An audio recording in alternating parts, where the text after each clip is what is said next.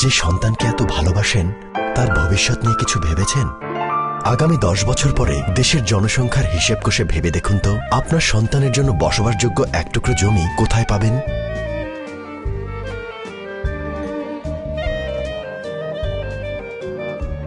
প্রকৃতির সাথে একসাথে আবাসন গড়তে দক্ষিণাচল প্রকল্প ঘুরে এসে আপনিই বেছে নিন আপনার সন্তানের নিশ্চিত ভবিষ্যৎ।